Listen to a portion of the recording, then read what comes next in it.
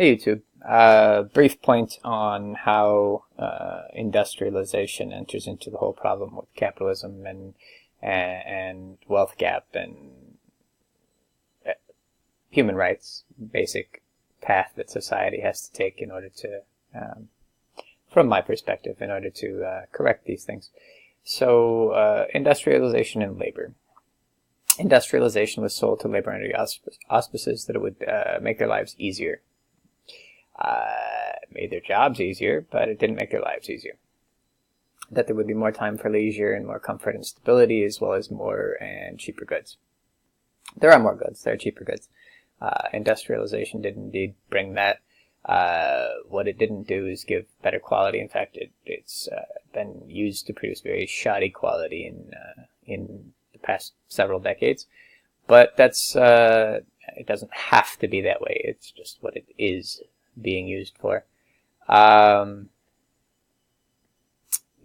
bigger problem, though, far and away the bigger problem, is that it hasn't provided for more leisure and comfort. The fact of the matter is, industrialization banishes jobs. It has done so, and it continues to do so. We're even automating service jobs at this point. It's not just manufacturing. It's not basic labor. It literally destroys jobs always. Now, why is that a problem? Well, the more efficient manner of doing things is fine. The fact that in many cases it produces a safer work environment is fine. It probably reduces injuries. Probably. Not necessarily, because of course it changes the nature of injuries, but that's again not the main point. The point is you have to acknowledge the effect on society. You also have to acknowledge the fact that labor was promised something and it was not given. The people who pushed industrialization on labor lied. They lied and they stole, and they continue to do so. Robotics is going to make this problem exponentially worse. There's, with the likely advances that robotics will make, no labor job, no service job that a robot can't do. So what do those people do? Right? Those people have to have the means to live. Under the current system, we have a currency system. Everybody's expected to make a living. Everybody's expected to contribute. Everybody's expected to have a job. It's not hard to see what happens in this paradigm where, because everybody's expected to have a job, they have a completely nonsense job. The job is not a job. It's simply, we want to be able to tell you that you have to be here from here to here, and that's what you have to do in order to get your bread for the day. The whole point of automation was to necessitate less labor. You have to provide for the people that are displaced. You have to.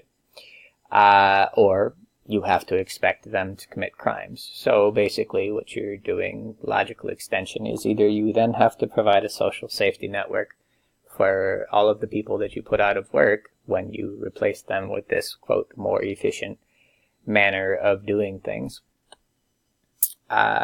Or you have to acknowledge the fact that they're going to be nothing but a troublesome component of society, if you can actually call them that. This is where fascism enters the scene. And basically what you're saying is you're going to kill them. That's the long and short of it. That's the end road, the other direction. If you don't kill them, you're going to incarcerate them for their entire life. So you're going to kill their freedom. So you're going to kill them. It's not really a difference. So yeah, the choices are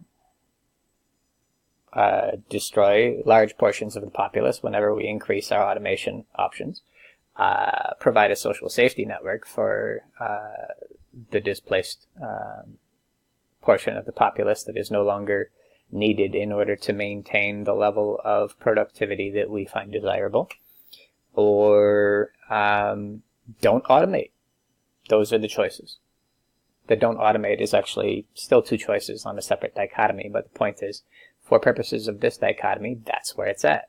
Presuming we're going to automate, you need to acknowledge that either A, you need to provide for the people displaced, or B, you're creating criminals that you are then going to prosecute. This is assured. This is why people are talking about UBI. I don't know if you don't know what UBI is. UBI is Universal Basic Income. Basically, it's an egalitarian form of welfare. It's what it is. Using the word welfare makes it a dirty word immediately because we've been conditioned in our society to think of welfare as ugly. The fact of the matter is, large societies don't have room for everybody. They routinely don't have room for everybody. You can see it in how housing is handled, where people with people that society has acknowledged they have room for have room, and people that society has said they don't have room for live in more crowded conditions, live in less ostentatious conditions, we'll say. From the environment that they live in, to the food that they eat, to the opportunities that are available, that's what's being said. Society has room for some people and not for others. Now, that is in and of itself a problem, but that's a problem for another video. It's a half measure of justice. But like I said, I'll get into that. Anyway, so industrialization and labor. There you go. Industrialization is directly counter to labor.